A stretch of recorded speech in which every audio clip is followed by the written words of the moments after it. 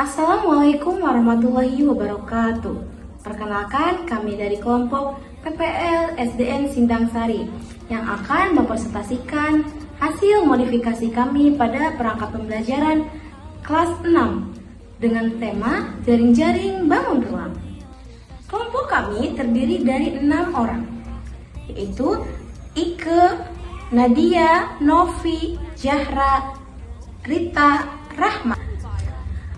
Rancangan pembelajaran sebelumnya menggunakan pendekatan pembelajaran matematika realistik. Kami memodifikasinya dengan metode pendekatan Developmentally Approach Practice (DAP) atau bisa disebut dengan pembelajaran berdiferensiasi. Adapun tujuannya yaitu agar bisa merancang pembelajaran sesuai dengan kebutuhan dan perkembangan peserta didik.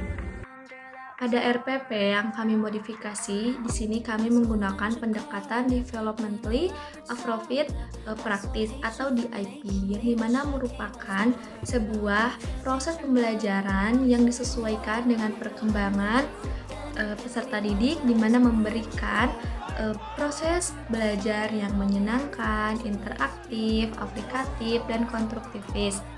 Di sana dapat memberikan kesempatan kepada peserta didik untuk bergerak, bertanya, dan menjelajah serta mencoba. Pada kegiatan proses pembelajaran menggunakan DIP ini terdapat beberapa ciri.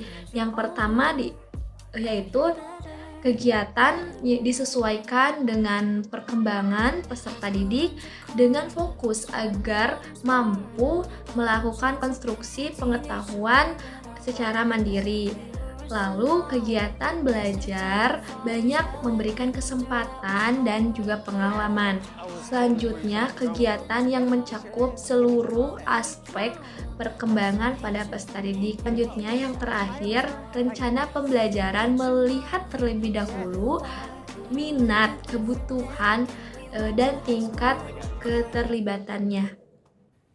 Baik, saya akan menjelaskan mengenai bagian yang kelompok kami modifikasi dari segi konten dan segi produk.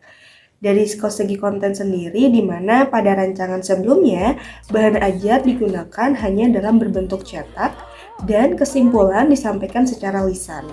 Kami modifikasi pada bagian tersebut di mana bahan ajar dan kesimpulan disampaikan melalui berbagai media seperti video, lagu, dan gambar.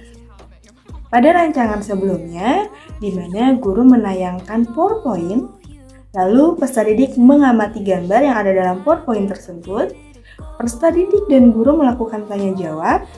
Peserta didik dibagi menjadi beberapa kelompok secara heterogen sekaligus dibagikan perannya dalam mengerjakan tugas tersebut, lalu guru membagikan LKPD.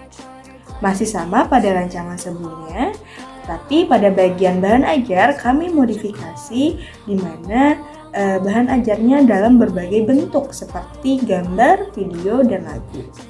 Pada bagian menyimpulkan pembelajaran, di mana peserta didik dan guru menyimpulkan mengenai pembelajaran hari ini melalui berbagai bentuk seperti gambar, video, dan lagu.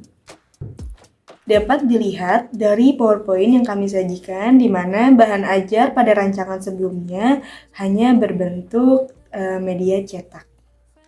Lalu kami modifikasi bahan ajar tersebut dalam berbagai bentuk seperti video dan lagu.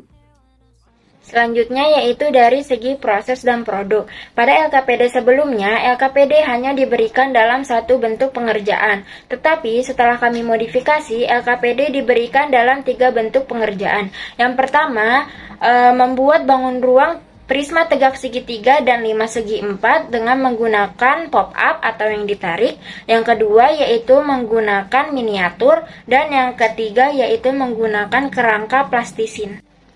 Nah, gambar tersebut merupakan bentuk LKPD setelah kami modifikasi yang disesuaikan dengan minat dan kebutuhan peserta didik.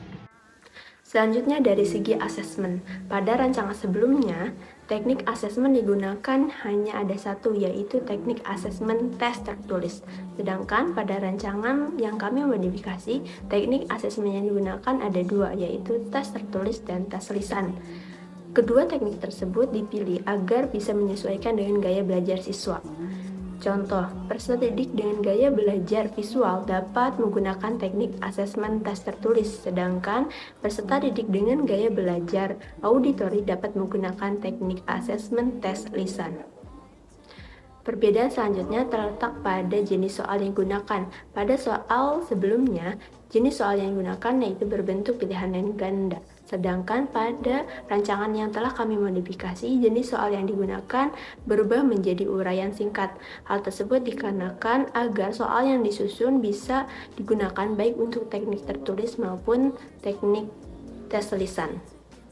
Jadi kesimpulannya dari segi asesmen, perubahannya terletak dari teknik yang digunakan dan jenis soal yang digunakan.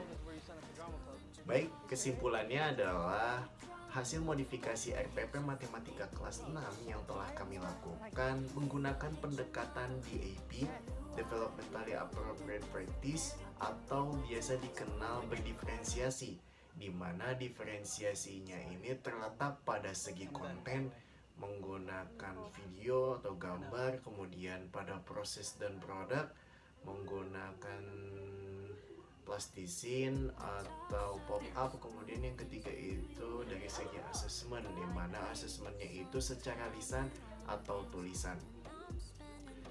Hasil modifikasi ini tentunya disesuaikan dengan perkembangan dan kebutuhan belajar peserta didik.